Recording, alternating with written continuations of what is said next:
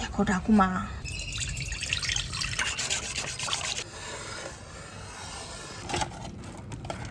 ঠান্ডা করলে হবে না, একদম গরম অবস্থাতেই দিয়ে দিতে হবে। পুডিংটা দেখতে কতটা সুন্দর হয়েছে দেখুন। এই দেখেন আজকে সকালে বাজার থেকে কত বড় ডাব আনছে জানেন। কই ঠাকুমা এই ডাবের জল সবাই খাবো, সবাই মানে আমরা 4 জন, ক্যামেরাম্যান একজন, 5 জন হয়। কাকে হবে সম্ভব? হ্যাঁ, আমি একটা জিনিস করে তোমাদের খাওয়াবো, দেখি কি জিনিস করে খাওয়ায়। তো আজকে এই ডাবটা দিয়ে আমি ঠান্ডা ঠান্ডা একদম ডাবের পুডিং করে সবাইকে খাওয়াবো। বাংলাদেশের লোক না। ও ঠাকুমা তুমি রাখো রাখো, আমি কাটছি, তোমার হাত কেটে দাও। তুমিই কেটে দেবা। দাও। এই দেখুন ডাবটা ফুটো করে দিয়ে, তো এখন ডাবটা একটু আমি ছেঁকে নিই, অনেকটা জল হবে। এইটুকুনি জলেই কিন্তু আমাদের হয়ে যাবে, মোটামুটি এইটুকুনি জলে অনেকটা পুডিং কিন্তু হবে।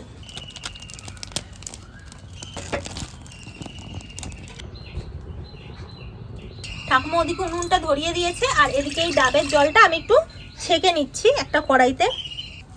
আমি এখানে 2 চামচ মতো চিনি দিচ্ছি। এখন এই ডাবের পুডিংটাকে জমানোর জন্য এই দেখুন এখানে একটা আগার আগার পাউডার নিয়েছি। এখানে ডাবের জলটা অনুযায়ী আপনারা আগার আগার পাউডারটা দেবেন। আমি এখানে 1.5 চামচ মতো দেব। এখন এটাকে ভালো করে একটু মিশিয়ে নিই। এই কড়াইটা এখন আমি বসিয়ে দিচ্ছি। এটা দেখুন কড়াইতে দিয়েও কিন্তু একটু একবার নাড়িয়ে নিচ্ছি।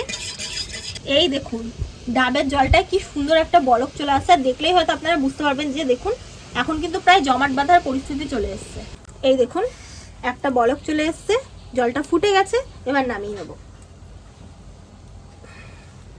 তো এই গরম গরম অবস্থাতে এটা একদম ঢেলে দেবো। কিন্তু বার্লিক জাল হয়েছে। কি হয়েছে ঠাকুমা? বার্লিক। বার্লিক মানে বুঝলাম না। জ্বর হইলে খাওয়ায় বার্লিক জাল দিয়ে। এখন এটা একটু রেখে দেবো, এটা একটু জমাট বাঁধবে, দেখবেন যেরকম জেলি হয় না জমাট বেঁধে, ওরকম জেলির মতো হয়ে যাবে। দেখেন আধা ঘন্টা রেখেছিল, দেখেছেন? দেখেন কি একেবারে দই মা ক্ষীরের মতো। দেখেন দেখুন এটা ভালোভাবে জমে গেছে একদম। এখন এইটাকে একটু পিস পিস করে ছোট ছোট টুকরো করে কাটবো, একটু ছোট ছোট টুকরো করে কেটে নেবো। 5 জনের জন্য হবে? 5 জন কেন, 10 জনও খেতে পারবে। পুডিংগুলো এত সুন্দরভাবে জমেছে দেখুন, পুরো একদম কাঁচের মতো লাগছে। দেখো ঠাকুমা, দেখুন এত সুন্দর লাগছে দেখতে।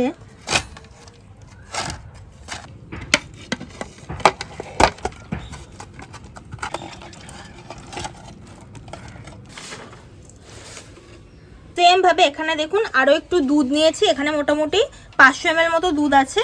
এটা এখন একটা কড়াইতে ঢেলে নিচ্ছি।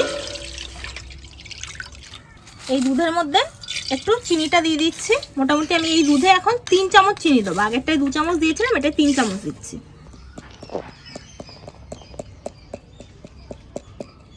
এই যে 1 চামচ, এই যে 2 চামচ।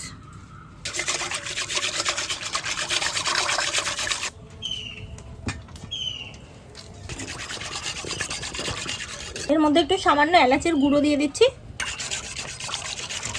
এই দেখুন দুধে কি সুন্দর একটা বলক চলে এসেছে একবারই। এখন নামিয়ে নেব।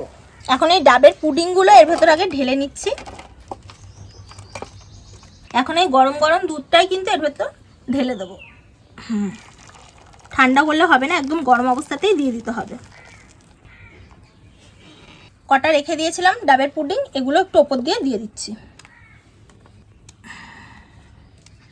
এখন একটু হালকা জাস্ট মিক্স করে নেব।